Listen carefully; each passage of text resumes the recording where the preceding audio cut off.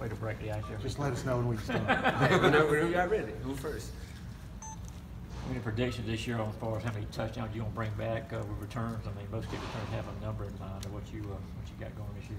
Well, last year my number was 0, so anything better than 0, it would definitely be helpful for the team. But we're doing hard. We're doing good on special teams and working hard to switch up the game plan, do different things to get me open holes in the punt and the kickoff game. So we're gonna hopefully we can take a couple back this year and break the ice of not having that last year. How many times last year do you think you're like one move away, one whatever away? I mean, a lot. I think I look back to the national championship game a lot. When I got hit, I think if I just looked to my left, I could just break that tackle and But it was definitely a lot of instances where shoestring tackle or just like a missed block that I could have scored. But we fixing them things and we definitely gonna be ready for this year. You had a chance to see the new locker room? Oh yeah, I was there at the reveal. I seen it there, and we went there another time too. So yeah, I definitely seen it a little bit of it. What do you think? I like it. I definitely like it. Definitely better than the old one that we had, but it's more, it's more, I guess, convenient for everybody. But it's a very nice locker room. We definitely needed it. How has the receiving core changed? I would say it's changed. I still think we still the same receiving core was last year. Addition with Demetrius here now. I definitely think we're more experienced at the receiving core with the guys coming back and the guys that played. So I think as a unit we're very strong. We're gonna be good this year. How long did it take for him to, I don't know, gel or fit in or kind of become one of the guys in the room? I mean, there's got to be a transition period there when you come in. I don't think it took long. D-Rock cool. He a likable guy. Everybody love him. So it's just more of him, getting the plays down and getting used to the system, getting used to how we practice. I think he came along very well. And he's doing great right now. So he's definitely a great addition to our room. Now, you and D-Rock go way back. Right. I mean, how long after he announced he was transferring were you on the phone with him, kind of calling him, hey guy, kind of look this way? How did that work? Well, I didn't know at first until somebody had called me. It was like, hey, you heard about D-Rock? I said, what happened to him? He's like, oh, he transferred. I said, let me call you back. Hey, bro, what's up with you? You good? And he was like, yeah, I'm good. And I ain't want to pressure him to be like, where you going? I'll come here. I just, just seeing the situation that was going on. But I just told him, I love you here at Georgia. You might well come and play with us. And ultimately he came and transferred here. So. Did you know ahead of time? Yeah, did you know ahead of time, maybe before the rest of us did? I didn't know. I never really asked him like concrete, like, are you coming here for sure? But I felt like it was a good chance that he was coming here. I feel like out of all the schools that he was going to transfer to, I felt like this was the best school for him. And so I got a little hint that he was coming here for sure, but I never asked him directly. Was there some excitement or anything like that whenever y'all found out he'd be eligible to play right away? I mean, because that was kind of a big deal there for a couple weeks. Oh yeah, for sure. Definitely excited for that because he's definitely a great contributor to the room with his down the field presence, his natural ability, to make plays in the open field. So we definitely can use him a lot in our room, and I think he's going to contribute a lot this year. He comes here with a lot of hype.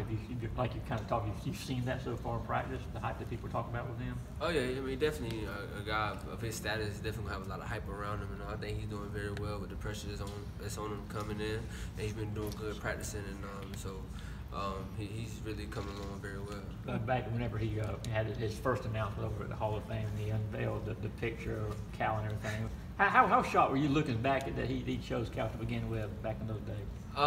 That's a long time ago too. Yeah. But nah, when he did that, it's more of like not like being mad at the guy. It's just more of like he made the right decision for him at that time. So at that time, I guess it was his right decision for him to go there. And but I guess he came back home. He needed to be home, so now he's here. So what can I say about it?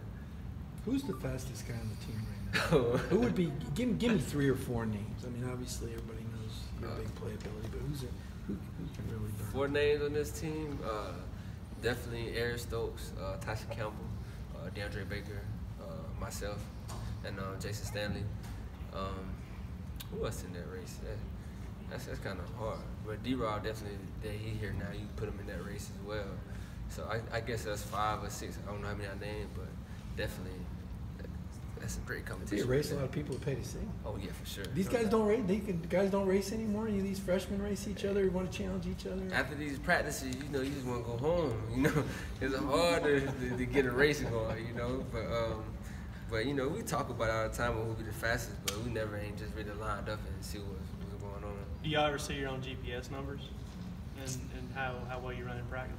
It'd be said, or you know, it'd be mentioned, but it's never been like, you know, all right, you definitely the fastest, you did this, that, like that. But no, they tell us like some practices like, oh, this like we have like 10 guys run over 20 miles per hour, or we have like 2 guys or 3 guys run over this mile per hour, stuff like that. So that's how it goes with MPH.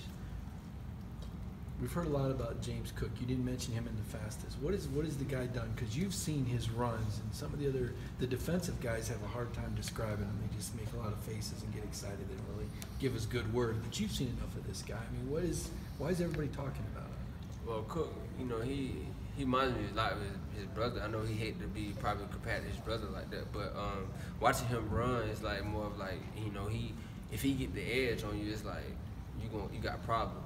I think he more of definitely a guy that can go from 0 to 100 real fast, and so I think that's where like defense have a problem, because you can be right there and he's already at full speed before you know it. But he's doing great, man.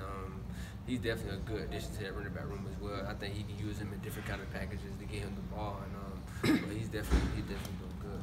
How was the expansion from you to more of from the slot to the outside? I mean, you seem to be. Terry kind of did that after his first year, you know, under Coach Chaney, and it seems like you've done more of that. How's that going? I mean, it's cool, you know, especially, you know, with the depth we got right now. You know, we so deep at every position, the slot and the outside. But going to the outside rush is more of like the deep ball ability, you know. But the transition from the slot and the outside is more of like more hands-on, more physical, like especially with DBs in your face. You got to, you know, get adjusted to that, you know, because definitely going outside is like somebody putting your hands on you, and used to it from the slot. So you got to just know about getting open. It's more, you know, route technique wise from the outside as well too. But it's not that much of a big transition. It's more of like getting open than you would rather than in the slot. The slot where you got people playing off on you. So it's a little transition, not too bad. Mecole, DeAndre and Jake Fromm are showing up on some of these Heisman lists. You know, preseason, who guys to watch, that kind of thing. Do you think either of them could make a run, given how many playmakers you have on this team? DeAndre Swift, you was talking about, right? Oh, yeah. I'm sure, you know, we got them guys, Jake and DeAndre, phenomenal players. And seeing them what they did last year and what they can do this year definitely raises eyes, you know. But like you said, we definitely got a lot of playmakers on the team. For them to win the Heisman, I really believe they could, given the right plays or given, like, you know, they actually doing what they're supposed to do. I don't see no reason why they couldn't win it.